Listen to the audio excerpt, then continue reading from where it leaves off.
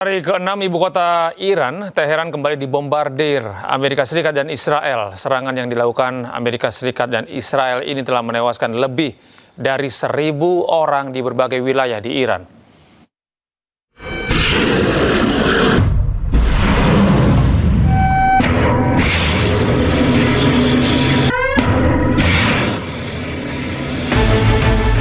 Serangan udara yang dilancarkan Amerika Serikat dan Israel terhadap Iran terus berlanjut hingga hari ke-6 Kamis waktu setempat.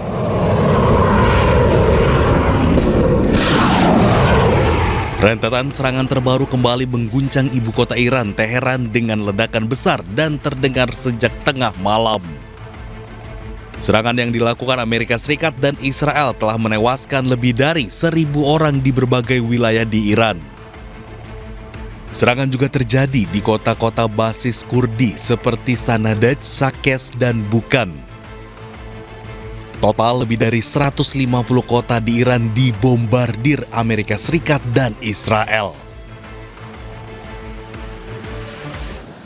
Sementara itu, Hizbullah dan Iran membalas serangan Israel. Rudal-rudal keduanya berhasil menembus pertahanan Iron Dome dan menghantam Israel.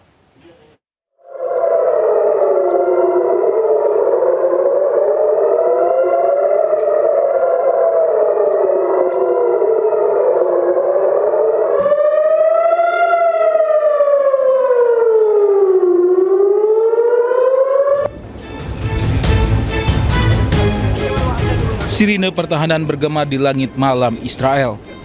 Rudal-rudal dari Iran dan Hezbollah menghujani Israel setelah berhasil menembus pertahanan Iron Dome Israel.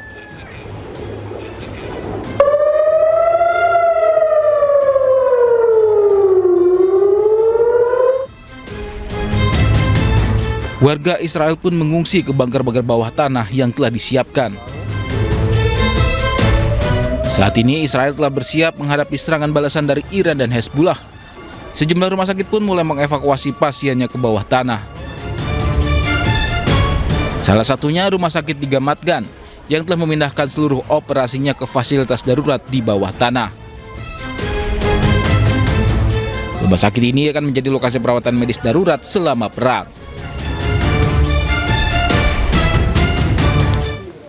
Sementara itu, militer Iran merilis rekaman yang menunjukkan peluncuran rudal dan drone sebagai bagian dari operasi True Promise 4. Sementara langit Tel Aviv terlihat menyala saat rudal Iran berterbangan.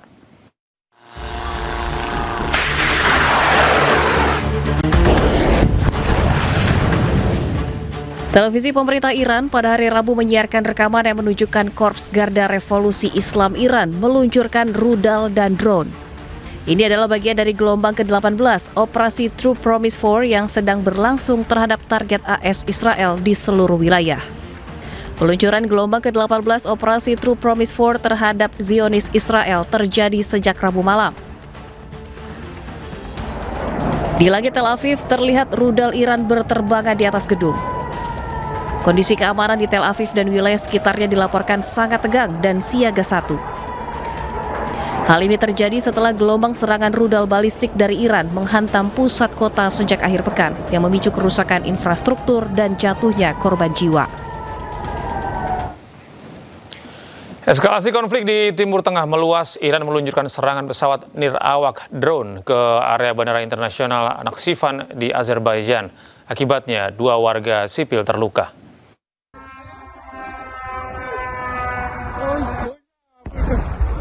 Drone Iran dilaporkan menghantam terminal penumpang Bandara Internasional Nakhchivan, Azerbaijan pada Kamis siang. Akibat serangan ke bandara yang terletak sekitar 10 km dari perbatasan Iran ini, sedikitnya 2 orang terluka, sementara sejumlah infrastruktur bandara rusak. Sebagai respons serangan Iran ke fasilitas vital yang jadi gerbang utama transportasi udara Azerbaijan ini, pemerintah Azerbaijan melayangkan protes dan meningkatkan jumlah pasukan di kawasan bandara.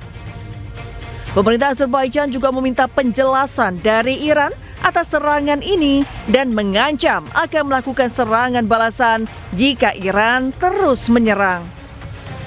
Serangan ini terjadi di tengah eskalasi konflik yang meluas antara Iran dengan Israel dan Amerika Serikat yang memasuki hari ke-6.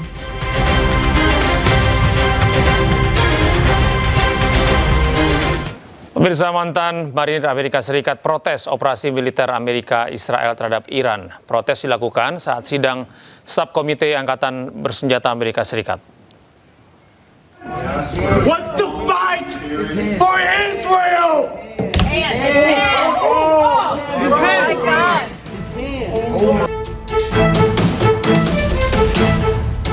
Seorang mantan sersan marinir, Brian McGinnis, dipaksa keluar oleh polisi Capital Amerika Serikat. Aksinya dilakukan saat sidang Subkomite Angkatan Bersenjata Amerika Serikat. Brian melakukan protes terhadap operasi militer Amerika Serikat dan Israel yang menyerang Iran. No one wants to fight for Israel.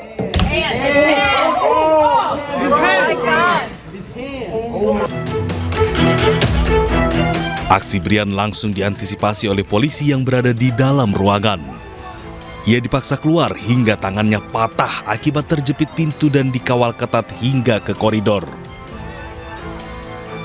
We just witnessed a Marine veteran interrupting the hearing, and they broke his arm. Why did he interfere? Because there is a war in Iran, and our military brothers and sisters are going to die for Israel, and we are here to say no, we do not support Israel. We do not want to die for Israel. Stop the war in Iran right. Akibat aksi protes ini, polisi mendakwa Brian dengan tuduhan penyerangan dan gangguan terhadap sidang keamanan. Pemirsa, api berkobar hebat di kompleks kilang minyak Fujairah, salah satu kilang minyak terbesar di Timur Tengah. Kebakaran ini terjadi diduga akibat jatuhnya puing drone yang dicegat oleh sistem pertahanan udara Uni Emirat Arab.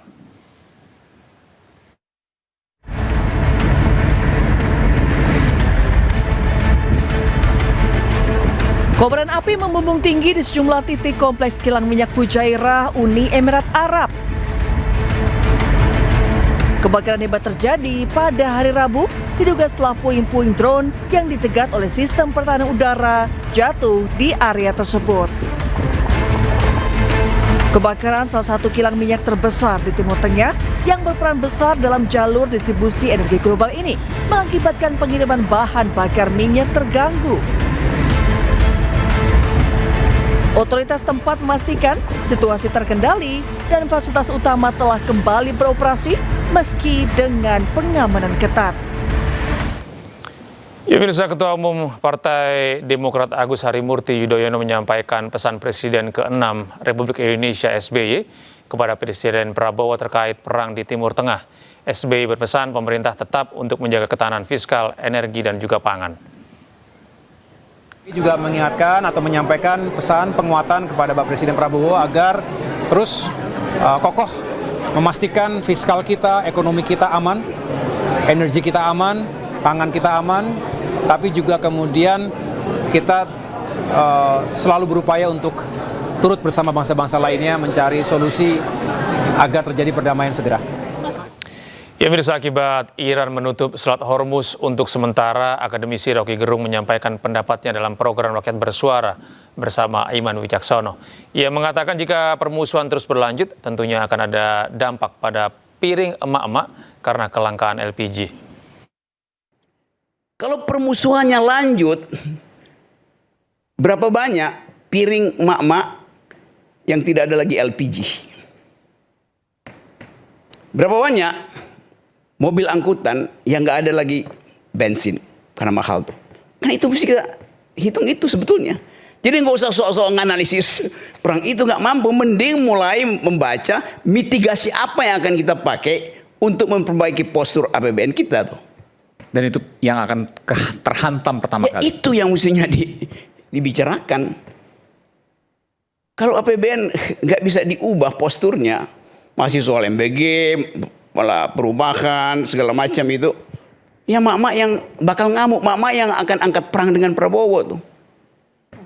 Real begitu realnya kan? Kan kita bisa baca dari awal tuh. Kalau Hormuz itu 2 bulan aja. 2 bulan? Ya bisa 2 bulan karena permusuhan.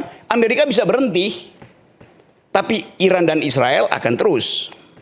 Lalu apa dampak terbesar perang Iran dan bagaimana pemerintah mengatasi hal tersebut? Untuk membahas lebih dalam terkait dampak konflik Amerika Serikat, Israel dengan Iran di Indonesia, kami telah terhubung dengan Fabi Tumiwa, CEO Institute for Essential Services Reform, dan Muhammad Putra Hutama, tenaga ahli utama KSP. Selamat malam Bapak-Bapak. Selamat malam Mas. Ya, terima kasih sudah bergabung bersama kami di iNews Prime. Kita ke Pak Muhammad Putra terlebih dahulu. Pak Putra, apa yang sudah disiapkan oleh pemerintah untuk menghadapi dampak perang Iran yang terjadi saat ini dan sepertinya masih belum ada tanda-tanda akan berhenti ini, Pak? Ya, baik. Terima kasih, Mas. Jadi secara umum ya, pada dasarnya kan dengan adanya eskalasi konflik di Timur Tengah ini, yang tentunya pasti akan berdampak langsung maupun tidak langsung ke Indonesia. Kita tahu bersama bahwa Selat Hormuz itu kurang lebih 20-28% produksi minyak mentah dunia itu lewat Selat Hormuz gitu ya. Tentunya Indonesia saat ini masih net importir untuk energi. Kita masih sekitar lifting minyak itu sekitar 600.000 barrel per day, namun kebutuhan itu 1,5 sampai 1,6 juta barrel per day ya. Tentunya ini kita net importir dan kita impor itu dari Nigeria sekitar secara value 2,4 miliar USD, dari Angola sekitar 1,65 miliar USD, dan dari Arab Saudi 1,65 miliar USD. Tentunya dari Arab Saudi ini yang jadi permasalahan ketika Selat Hormuz ini terjadi kayak seperti sekarang ya, ditutup, ada konflik, ada kapal yang lewat dihujani rudal gitu ya. Itu yang tentunya akan bermasalah buat kita secara umum. Meskipun kita sudah memiliki perjanjian kerjasama ya dalam kerangka Agreement on Reciprocal Trade, yang saat ini kita akan mensupport dan memfasilitasi untuk membeli minyak mentah dari US, seperti itu, dari Amerika Serikat. Yang kalau kita lihat sebenarnya dalam jangka pendek kita bisa manfaatkan ini untuk menggantikan atau mensubstitusi kebutuhan kita yang biasanya diambil dari Arab Saudi, kita bisa alihkan ke Amerika Serikat. Dari Arab Saudi kita kurang lebih biasanya 19-20% ya. Untuk dari Arab Saudi kita pindahkan ke Amerika Serikat. Jadi dari sisi stok seharusnya kita bisa mengantisipasi hal tersebut. Meskipun dari sisi harga, tentunya dengan ada konflik ini pasti akan harga naik ya, relatif naik. Contoh tahun 2022 waktu Ukraina dengan Rusia itu kan juga berpengaruh ke harga minyak dunia salah satunya. Itu pun juga waktu itu di level, kalau saya tidak salah, di 122 ya, apa $119 per barrel.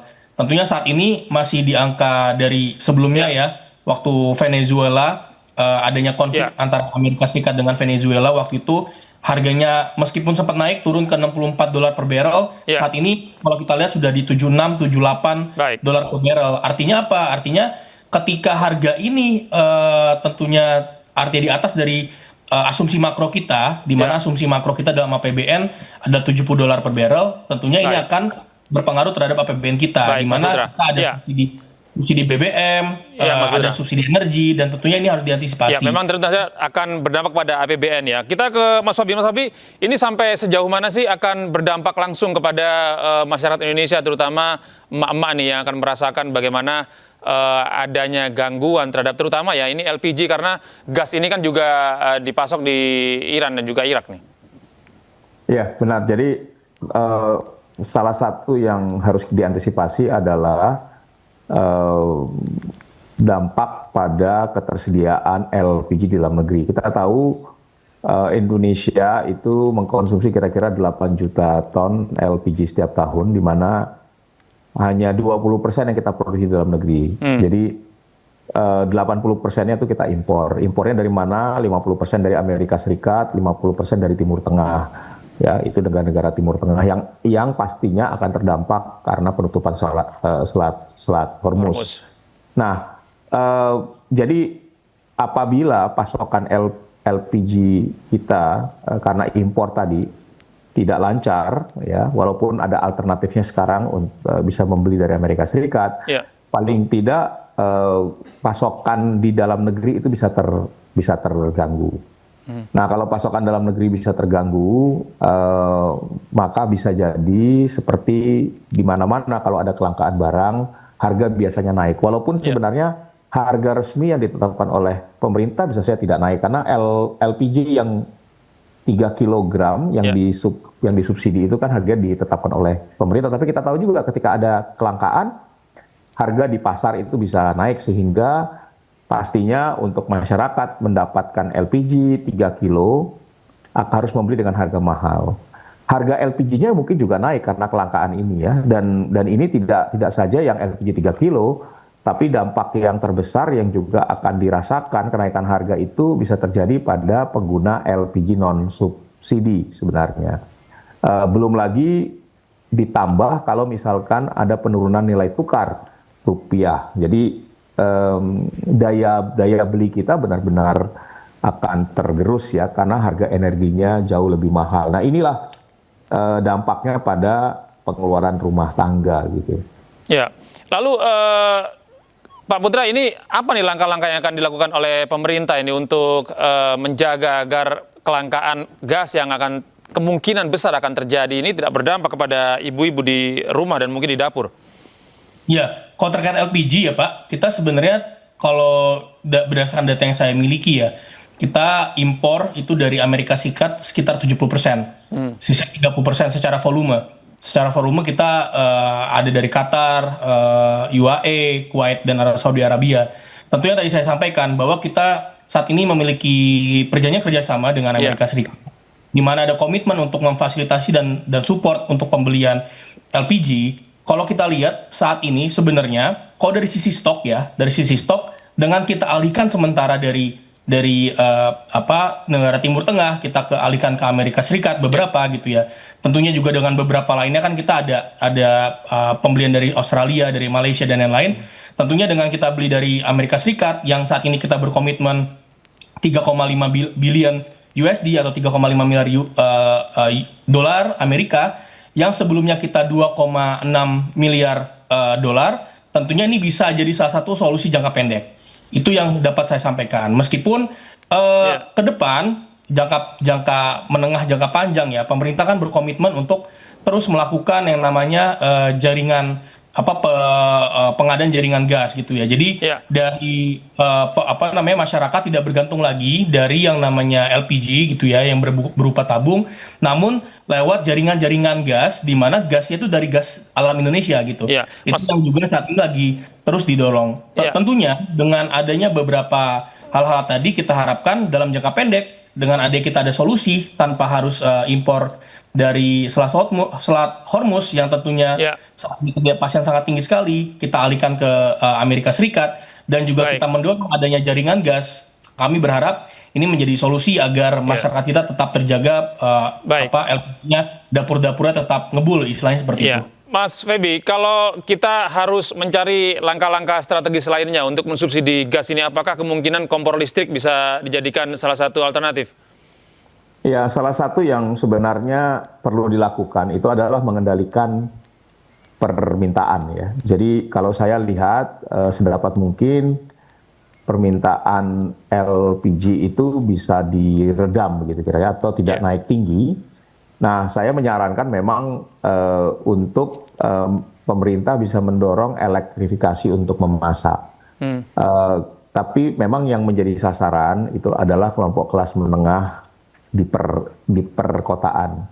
Kenapa? Yang pertama, kalau kita menggunakan listrik untuk memasak dengan adanya kompor induksi, maka minimum listrik tersambung di rumah itu kira-kira 1.300, bahkan amannya 2.200. Nah, ini lebih banyak ada di perkotaan dan kalangan kelas menengah. Nah, mereka ini yang sebenarnya selama ini juga menggunakan BBM LPG non subsidi, yang bisa juga terdampak gitu ya harganya, sehingga ada manfaat ekonomi yang didapat dengan mereka beralih dari LPG ke kompor listrik. Nah, lalu pemerintah juga sebenarnya bisa mendorong penggunaan kompor listrik ya, untuk misalnya di di sekarang kalau kita lihat banyak dapur SPPG gitu ya. Mungkin tidak kompornya langsung, tetapi alat-alat memasak yang menggunakan listrik gitu, misalnya untuk menanak nasi dan lain sebagainya. Upaya-upaya ini diharapkan bisa meredam kenaikan permintaan LPG sehingga tidak ada tekanan untuk impor. Tadi misalnya memang kita dengan perjanjian yang baru kita bisa mengimpor lebih banyak LPG dari Amerika Serikat, tapi saat ini itu masih belum terjadi, kan baru ditandatangani perjanjiannya ya. Jadi saat ini masih setengah-setengah. Nah, tapi harus diingat juga bahwa membawa LPG atau bahkan minyak dari lewat jalur Atlantik itu memakan waktu yang panjang ya, dua kali lebih panjang daripada dibawa dari wilayah Timur Tengah ya. Jadi waktu transitnya tuh bisa 30 sampai 40 hari. Jadi kalau kita lakukan impor hari ini, barangnya itu baru muncul 30-40 hari ke depan gitu. Nah, itu yang harus dipertimbangkan ya. Jadi ada persoalan logistik bukan saja untuk LPG tapi juga untuk minyak ya. Karena kalau yang sekarang kan berarti jalur yang aman itu adalah melewati jalur Atlantik. Oleh karena itu kita juga harus melihat untuk mengganti mensubstitusi ya impor crude yang saat ini kita datangkan dari Saudi ya, yang lewat Selat Hormuz itu kita harus cari alternatifnya misalnya dari Amerika Latin atau dari Afrika gitu ya. Tapi itu waktu perjalanannya itu akan lebih jauh, akan lebih lama dibandingkan dengan dari Timur Tengah. Nah, hal-hal seperti ini perlu menjadi pertimbangan untuk memastikan agar pasokan energi di dalam negeri itu tetap terjaga. Iya, Mas Putra, bagaimana tanggapan Anda soal elektrifikasi kompor ini, Mas? Iya, baik. Ada tadi yang disampaikan oleh Pak Feby itu tentunya sangat benar sekali ya. Kita tidak hanya berpikir untuk memenuhi supply gitu ya, namun juga perlu adanya langkah alternatif ya, mendorong agar atau menurunkan demand-nya. Ya salah satunya adalah tadi solusinya adalah kompor listrik. Tentunya kompor listrik itu sempat dulu wacanakan. Jadikan program ya, Mas. Itu untuk kelas menengah ke atas gitu ya, ataupun menengah ya, tadi disampaikan bahwa kebutuhan listriknya 2.200 watt ke atas gitu ya. Tentunya itu kan tidak bisa dimiliki oleh rakyat yang rata-rata listrik subsidi gitu ya, 450 sampai 900 watt itu yang tentunya akan menjadi opsi-opsi juga. Meskipun tadi kalau kami melihat ya, dengan kita sebenarnya secara share juga volumenya 70% dari Amerika Serikat, tentunya betul itu memakan waktu, tapi kita biasa melakukan impor dari sana, tentunya ada beberapa penyesuaian bisa dilakukan.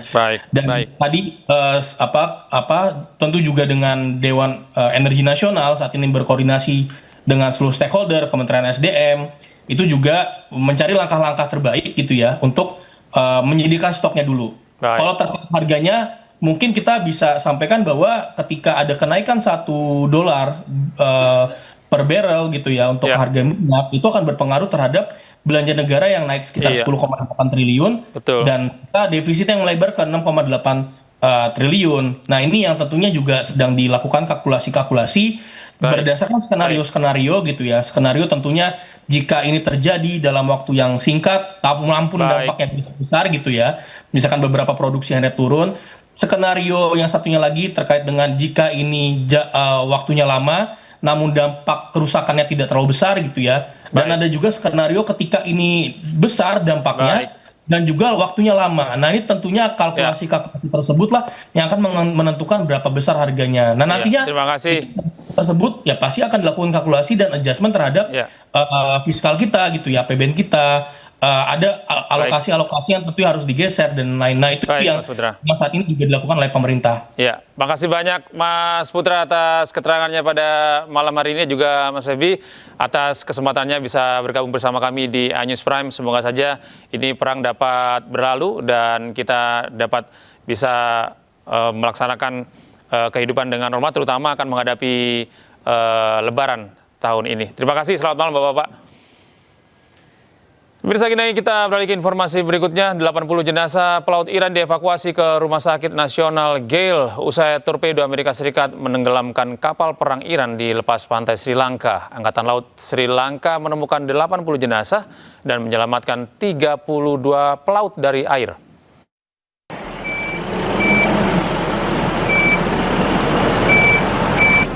Lebih dari 80 jenazah pelaut Iran dievakuasi ke Sri Lanka Selatan setelah kapal perang Angkatan Laut Iris Dena tenggelam usai diserang kapal selam Amerika Serikat.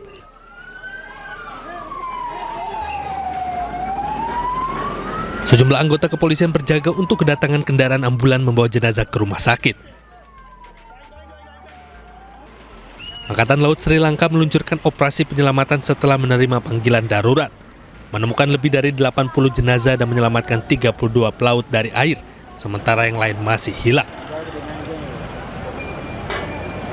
Kapal tersebut dilaporkan membawa sekitar 180 awak dan sedang kembali dari latihan Angkatan Laut multinasional di India ketika diserang.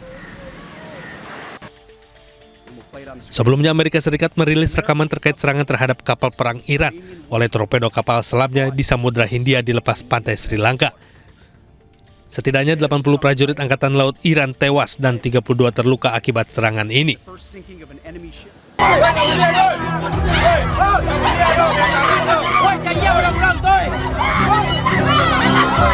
Kericuan pecah saat personil Satuan Polisi Pamong Praja, Kota Padang, Sumatera Barat, berupaya menertibkan lapak dan barang dagangan yang memakan area selasar pasaraya. Situasi yang semula tenang tiba-tiba memanas ketika seorang pedagang berusaha mengusir petugas menggunakan sebatang kayu sambil teriak histeris. Tak hanya itu, sejumlah pemilik toko juga terlihat melemparkan kain dan barang dagangan ke arah petugas, serta terjadi aksi dorong-mendorong yang tak terhindarkan.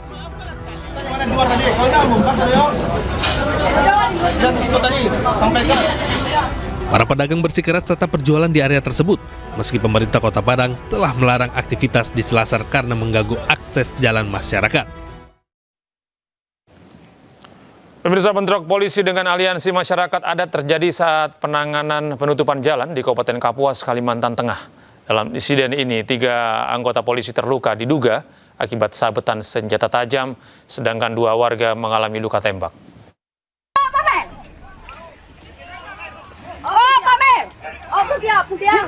Inilah detik-detik terjadinya bentrok kepolisian dengan massa dari aliansi masyarakat adat saat penanganan aksi penutupan jalan hauling milik PT Asmin Bara Bronang, Kabupaten Kapuas, Kalimantan Tengah. Dalam rekaman terlihat adanya keributan dan terdengar beberapa kali suara tembakan peringatan yang dilepaskan petugas untuk membubarkan massa.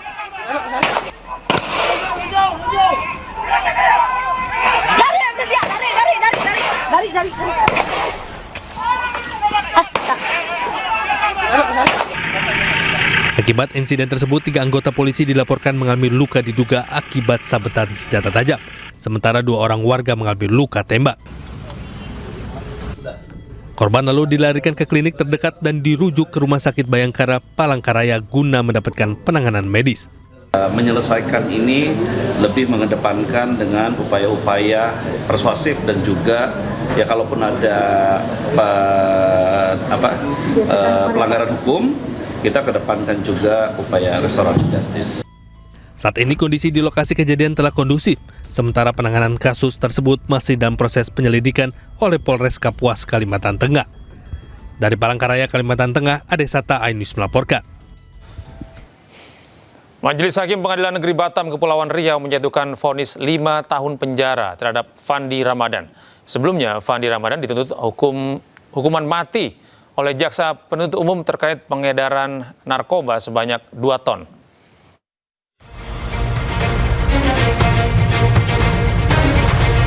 Fandi Ramadan, anak buah kapal Sea Dragon, yang sebelumnya dituntut hukuman mati terkait membawa 2 ton sabu saat berlayar, divonis 5 tahun penjara.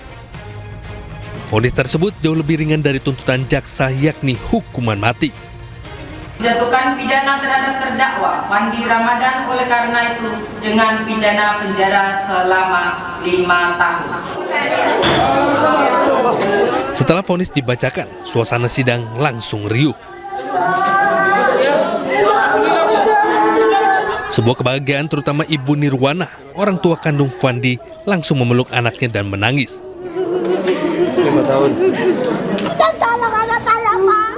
Tolong anak saya, Pak Presiden. Tolong anak saya. Fandi sebelumnya dituntut hukuman mati oleh jaksa penuntut umum yang menilainya terbukti melakukan pemufakatan jahat dalam mengedarkan narkoba sebanyak 2 ton. Tim Liputan iNews melaporkan. Pemirsa, Iran meluncurkan rudal balistik Khorramshahr 4 yang membawa hulu ledak seberat 1 ton menuju Tel Aviv, Israel.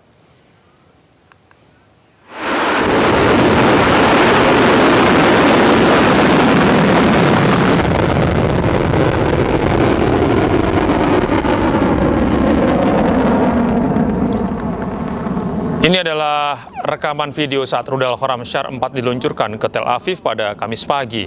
Rudal balistik dengan hulu ledak eksplosif seberat 1 ton ini menargetkan Bandara Ben Gurion dan pangkalan skuadron ke-27 Angkatan Udara Israel. Iran mengklaim rudal ini berhasil melewati sistem pertahanan berlapis Israel.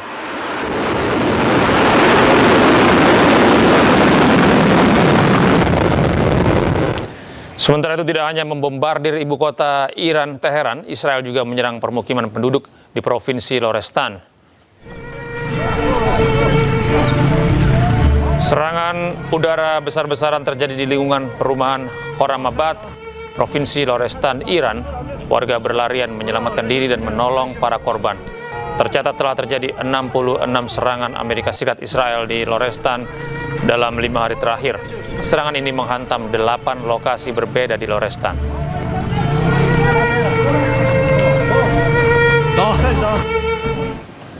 Pemirsa, perang Timur Tengah mengakibatkan 58.000 lebih jemaah umroh asal Indonesia tertahan di Arab Saudi.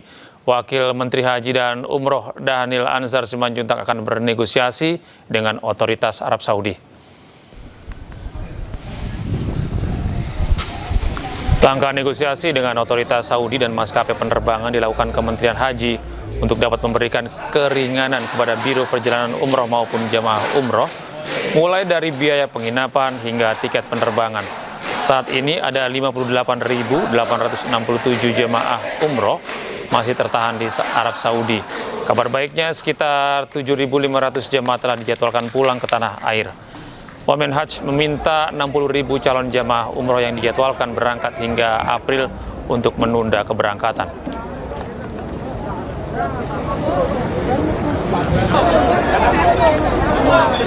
Ya, pasti pihak travel pasti mengalami beberapa kerugian ya, karena kan mereka sudah pesan hotel misalnya ya, kemudian sudah pesan tiketing pesawat dan sebagainya, dan kondisi ini kan kondisi yang tidak bisa diprediksi, kondisi perang itu tidak bisa diprediksi. Oleh sebab itu nanti kami akan bicara dengan pemerintah, otoritas Saudi Arabia terkait dengan perhotelan ya, karena hotel kan di bawah pengawasan Kementerian Saudi Arabia, terutama Kementerian Pariwisata di sana, terkait dengan keringanan-keringanan yang bisa diperoleh oleh teman-teman PPIU atau travel. Kalau terkait dengan pesawat, itu rata-rata memang mereka menyediakan opsi pengembalian atau refund. Pemirsa, kapal Pertamina milik Indonesia terjebak di Selat Hormuz usai Iran resmi memblokir jalur vital ekspor minyak dunia ini. Menteri SDM Bahlil Lahadalia mengungkap masih negosiasi untuk mencari solusi kapal Pertamina yang terjebak di sana. Dan pemirsa, informasi ini sekaligus menutup jumpa kita pada malam hari ini. Temukan selalu informasi-informasi terbaru kami lainnya di www.inews.id. Cuplikan tayangan berita iNews juga dapat Anda saksikan di kanal YouTube @official_inews.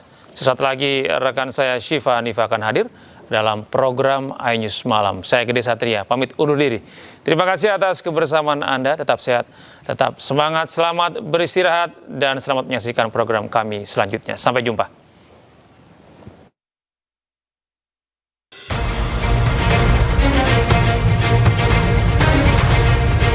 Setelah Iran resmi memblokir Selat Hormuz, sejumlah kapal pengangkut minyak terjebak, termasuk kapal PT Pertamina dari Indonesia. Menteri Energi dan Sumber Daya Mineral atau ESDM Bahlil Lahadalia mengungkapkan ada 2 kapal tanker milik PT Pertamina International Shipping yang terjebak di Selat Hormuz.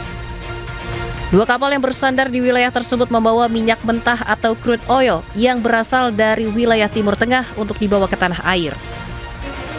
Adapun saat ini porsi minyak mentah dari Timur Tengah sekitar 25% dari total volume impor Indonesia.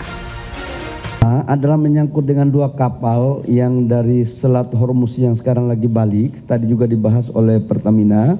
Kita lagi upaya diplomasi agar ada cara yang lebih baik untuk mereka bisa dikeluarkan. Andaikan pun itu tidak dikeluarkan, kita sudah cari alternatif untuk mencari sumber crude dari yang lain dan sudah dapat. Kita sudah dapat. Skenarionya adalah sekarang ini untuk crude yang kita ambil dari Middle East, sebagian kita alihkan untuk ambil di Amerika. Supaya apa? Ada kepastian ketersediaan crude kita.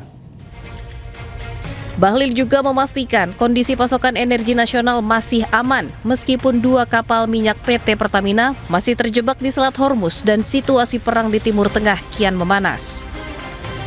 Antisipasi pasokan minyak dari AS juga diharapkan bisa menutupi kebutuhan minyak mentah dalam negeri. Dari Jakarta, Ade Firmansyah, iNews melaporkan.